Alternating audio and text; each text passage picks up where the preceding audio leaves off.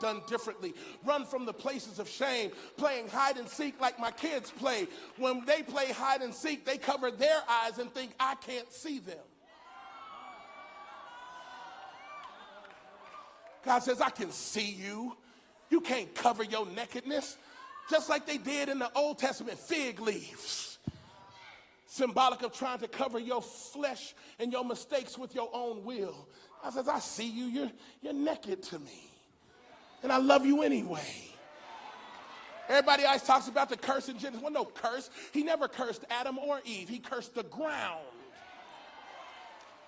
The only thing that got cursed in the whole thing was the devil. He said, cursed are you above all animals, and on your belly you shall go. He never cursed Adam.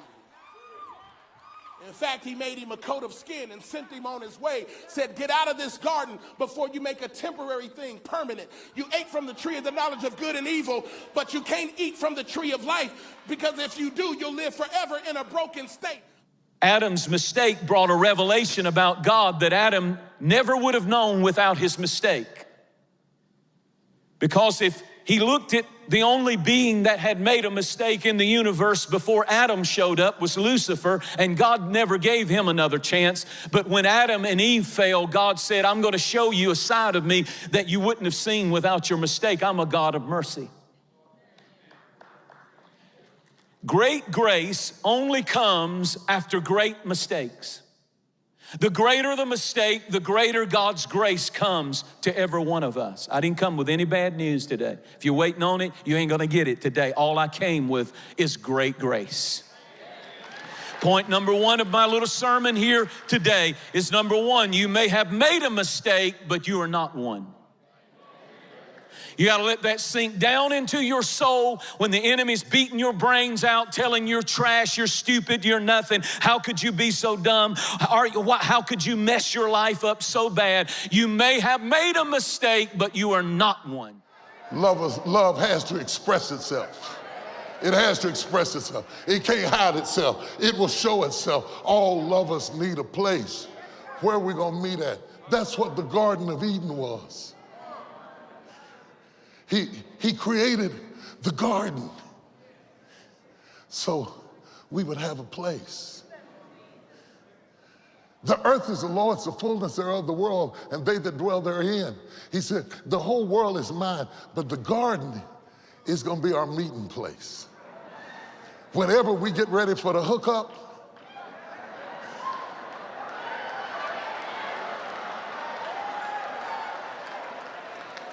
I don't want you wandering all over the world trying to find me. This is going to be our place. This garden, we'll call it Eden. It's going to be the spot that you and I get together and become intimate and become affectionate. And this is the place of intimacy. This is the place where humanity hooks up with divinity. This is the place where the human connect with the divine. It is in the Garden of Eden. When sin came, we lost our place. That's why they were driven out of the garden, lost intimacy. And the voice of the Lord walked through the cool of the garden. Adam, oh Adam, where are you, Adam? Adam? Adam, where are you? You know, you were supposed to meet me here. Where are you? And God looks for Adam, not Adam looks for God.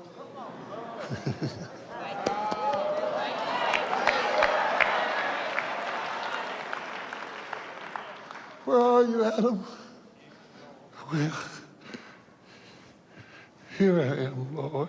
Genesis 1:26, God said this, let us make man in our image according to our likeness. And then he gives, of course, man purpose. He says, and let him have dominion over the beasts of the field, the birds of the air, the fish of the sea, and over every creeping thing that creeps upon the face of the earth. God says, let us make man according to our image and our likeness. And from that point, it is clear that God gave man, Adam, the red man, or the ruddy man, or the man from the clay, he gave Adam a unique relationship to him that angels did not have. It is established that God created man for the purposes of intimate fellowship and exchange rooted in free will. Got to write this down, free will. See, this is the difference between you and angels. Because when angels messed up, they got kicked out of heaven. But you and I, we have free will. That's what makes the devil so mad. He messed up once, he out of there. We mess up every day. God still wants to hear from us. And so this idea of this vertical relationship, this exchange, this place of free will, this is where your worship counts.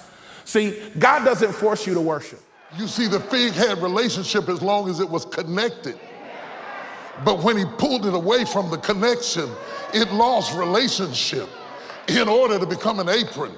What was going on with the fig was going on with the man. He had pulled away from God like the leaves had pulled away from the bush, and both of them were withering together. And God said, that won't do. I'm going to find something that'll fix you. And he went out and he took the bloody skins of an innocent animal and he said, put this on. I got you covered. I don't know who is naked and afraid and hiding yourself, but I want you to know God said, put this on. I got you covered. I got you covered. I saw your shame, I got you covered. I know your secret, I got you covered. I know what you're afraid of, I got you covered. Don't let your fear cause you not to have intimacy with me. Put this on. You can't have a relationship with the universe. You cannot have a relationship with the universe. If you call to the universe, it cannot answer. If you read the book of Romans chapter 1 sometime at your leisure, you ought to browse through it because it lays down a very strong and formidable case against the creature, against worshiping the creation as opposed to the creator. God said that you ought to be able to see the creator from looking at the creation, but don't confuse what he created with who he is. If you confuse what he created with who he is, he said, I gave them over to a reprobate mind. God commanded the man, commanded him, you are free to eat from any tree in the garden. The serpent conveniently left that part out. But you must not, verse 17, eat from the tree of the knowledge of good and evil. When you eat of it, you'll die. You'll surely die. Back to chapter 3, verse 1. Now the serpent was more crafty than any of the wild animals the Lord God had made. He said to the woman, did God really say, you must not eat from any tree in the garden? Now Eve's thinking. Now Eve has got a question mark hanging over God's instructions. Correct answer is to walk away from this conversation altogether. Correct answer is to discontinue your conversation with all the snakes in your life. We have bought the lie, and we've believed the line, and we've doubted God's intentions because the serpent, when he went to get Eve to leave God's good and perfect place of position, paradise, he said, did God really say? And then he tried to get her to doubt that God was really good and that God was just keeping her away. Here's what we do. We try to make God a God of limitation. But the first command God ever gave was a command of liberty. You can eat any fruit off any tree you want, anywhere in this garden. It's good. Don't worry about paying me back. You can't pay me back. I love you. I made you. You're mine. And I'll meet you after dinner and we'll take a walk around. I want you to look at it with me. When he found him in the garden, naked and ashamed, God got out his sewing machine and he cranked up his factory and he started making some clothes of skin for Adam and his wife, and he clothed them.